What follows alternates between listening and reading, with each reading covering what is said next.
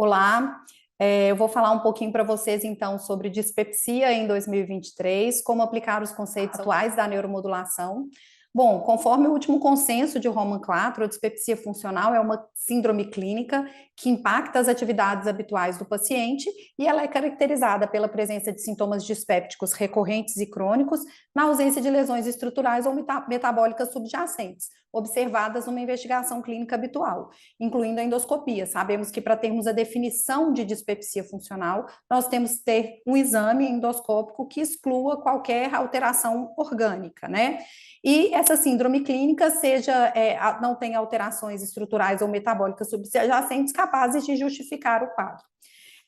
Os conceitos, a evolução no conhecimento da fisiopatologia da dispepsia funcional, ela só veio aumentando ao longo dos anos. Inicialmente, a gente achava que era devido a uma função motora alterada. Por volta da década de 60 e 70, descobriu-se, fomos estudando sobre a hiperalgesia visceral. Na década de 90, descobrimos sobre a interação do cérebro intestino na fisiopatologia da dispepsia funcional e, mais recentemente, muita atenção tem sido dada para os distúrbios imunes, principalmente distúrbios imunes duodenais e o papel da microbiota na fisiopatologia, o papel da microbiota duodenal, principalmente também, na fisiopatologia da dispepsia funcional.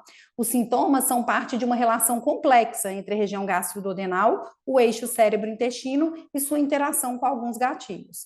Então, a fisiopatologia da dispepsia funcional, ela ainda é complexa, sabemos que temos participação importante de fatores centrais, como o estresse, a sensibilidade central, os distúrbios da alimentação, as emoções, o estresse psicológico, e além desses fatores centrais, nós também temos os fatores periféricos na fisiopatologia da dispepsia funcional, especialmente os fatores duodenais, as alterações imunes duodenais, que podem levar a uma alteração da microbiota, uma mudança no pool dos ácidos biliares. Consequentemente, isso vai levar a um baixo grau de inflamação de mucosa, e isso pode levar tanto à alteração da motilidade quanto à sensibilidade do estômago, levando a uma acomodação gástrica alterada, um retardo no esvaziamento gástrico, uma hipersensibilidade visceral no estômago também. Então, o eixo cérebro-intestino e a hipersensibilidade visceral. O eixo cérebro-intestino é fundamental nessa fisiopatologia da hipersensibilidade visceral. Alguns mecanismos possíveis é uma ativação precoce dos receptores aferentes na parede do trato gastrointestinal, uma hiperexcitabilidade dos neurônios medulares, com diminuição também da atividade moduladora inibitória dos tratos descendentes e uma alteração no processamento das informações periféricas pelo sistema nervoso central. Sabemos que tanto as vias centrais quanto as vias periféricas do eixo cérebro-intestino mediam a hiperagesia visceral. E além desse eixo cérebro-intestino, sabemos também que o sistema colinético, especialmente o nervo gástrico, é relevante na regulação da imunidade e provavelmente também desempenha um papel nessa mediação aí da interação. O estresse pode ter efeitos profundos no processo de dor visceral, ele pode aumentá-la, assim como seus mecanismos de sensibilização, levando a uma percepção aumentada da dor. Isso ocorre devido a uma combinação da sensibilização tanto central quanto a sensibilização periférica. Os três principais mecanismos responsáveis por isso são a ativação do eixo hipófise pituitária adrenal, a sensibilização dos aferentes espiais e a alteração das vias descendentes de dor. Sabemos também que o estresse e a microbiota, eles interagem bidirecionalmente. O estresse modifica o ambiente interno do trato gastrointestinal através da ativação imune, através de receptores neuroquímicos e físicos, o que torna inabitável para certas bactérias e leva ao aumento de bactérias mais patogênicas. Recentemente, muita atenção tem sido dada para o papel do duodeno na fisiopatologia da dispepsia funcional. Estudos mostram que uma alteração na microbiota, na exposição ácida e de sais biliares no duodeno, assim como a apresentação de antígenos alimentares e peptídeos intestinais, podem, além de fatores centrais, podem levar a um aumento da permeabilidade intestinal, consequentemente, uma maior ativação de eosinófilos e mastócitos, e essas células são capazes de ativar neurônios entéricos, gerando sintomas e modificando, assim, a fisiologia gástrica.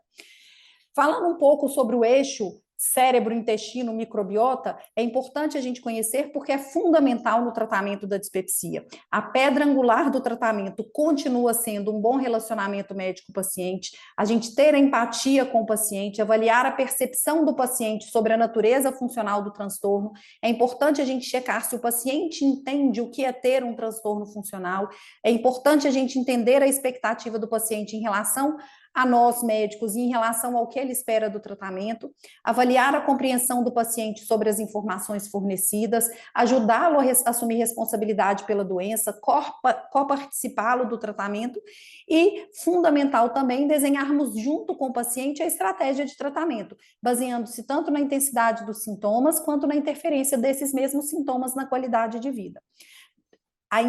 O eixo cérebro-intestino, ele é fundamental, inclusive determinando na gravidade e no tratamento. Sabemos que casos leves, a gente tende a ter mais ativação periférica do que ativação central. Quanto maior os agentes centrais de ativação central, tendemos a ter casos mais graves dos transtornos funcionais como um todo. Na dispepsia funcional não é diferente.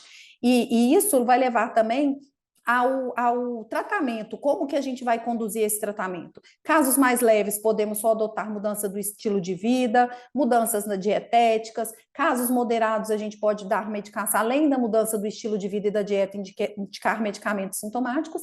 E quanto maior a gravidade do caso, a gente vai aumentando a terapêutica e lançando mão também das medicações neuromoduladoras. Em relação aos neuromoduladores na dispepsia funcional, qual seria o racional para o uso dos mesmos? Sabemos que os neuromoduladores, eles têm efeitos periféricos, tanto na motilidade quanto na secreção, e eles são capazes de reduzir a sinalização nervosa do intestino. Eles melhoram também a regulação cerebral da dor, têm uma ação antidepressiva e eles podem também promover a neurogênese. Os neuromoduladores de ação central mais utilizados na nossa prática gastroenterológica são os tricíclicos, os que a gente tem maiores estudos também, mas também podemos lançar mão dos inibidores de recaptação seletivos da serotonina e da noradrenalina, os tetracíclicos, as azapironas, como entram aí com a possibilidade de, além de fazer neuromodulação, eles são capazes de fazerem relaxamento do fundo gástrico, gerando uma melhor acomodação gástrica, e também, mais recentemente, tem sido dado atenção aos neuromoduladores periféricos. Então, com as principais classes de neuromoduladores centrais, de longe, os tricíclicos são os mais estudados, os que a gente tem as melhores evidências científicas, são o tratamento de primeira linha quando a dor é dominante nos transtornos funcionais. Então, na síndrome da dispepsia funcional com predomínio de dor, é uma medicação que a gente pode lançar mão se o paciente tem sintomas mais persistentes, se não respondeu aos tricíclicos. Geralmente, a gente pode considerar os inibidores de recaptação de serotonina quando há também, além do quadro de dispepsia, uma predominância de ansiedade, depressão, fobia nesse paciente. Os inibidores de recaptação de serotonina e noradrenalina, eles podem ser uma alternativa aos tricíclicos quando os efeitos colaterais dos mesmos impedem o uso, ou quando a dor é dominante no quadro, e quando a gente tem um paciente com uma síndrome de desconforto pós-prandial, com saciedade precoce, muita náusea, vômito, a gente pode considerar também perda de peso, a gente pode considerar também os tetracíclicos, como a mirtazapina e a trazodona. Então, uma abordagem geral dos pacientes com dispepsia funcional. Casos mais leves, nós vamos propor dieta. Casos que a gente tem sintomas moderados, a gente vai começar o tratamento propondo uma inibição de supressão ácida, os inibidores da bombas de prótons. Se esse paciente não melhorou, a gente pode lançar mão do uso dos neuromoduladores ou relaxantes do fundo gástricos. Se a gente não teve resposta, podemos lançar mão dos procinéticos, e caso ainda assim o paciente mantenha sintomas persistentes, nós podemos fazer a terapia de acréscimo. Lembrando que a cada intervenção, se não houver melhora dos sintomas, a terapia anterior deve ser interrompida e o próximo passo da sequência ser considerado. Em caso de melhora parcial, continuar a terapia e instituir a terapia adicional. A cada passo é importante a gente ver se a terapia instituída resolver continuá-la e, posteriormente, determinar se ainda é necessária ou pode ser descontinuada. Geralmente, a gente faz uma terapia de prova aí com os pacientes por 12 a 16 semanas. É importante a gente determinar os sintomas que incomodam e que requerem tratamento, averiguar se existem gatilhos para esses sintomas e sempre pensar na proposição de tratamento do paciente, levando em consideração medicamentos que têm eficácia para o sintoma, que têm plausibilidade biológica, que o paciente prefere estar motivado a tentar e o que o medicamento esteja disponível e acessível para o paciente.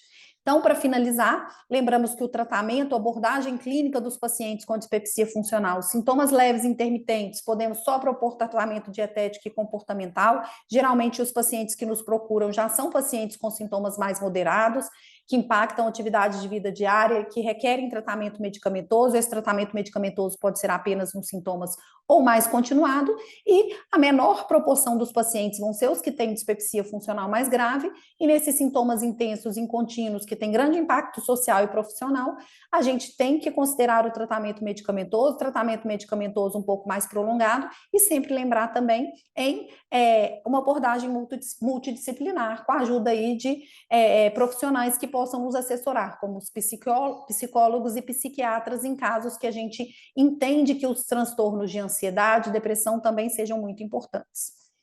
Era isso que eu tinha para falar, muito obrigada.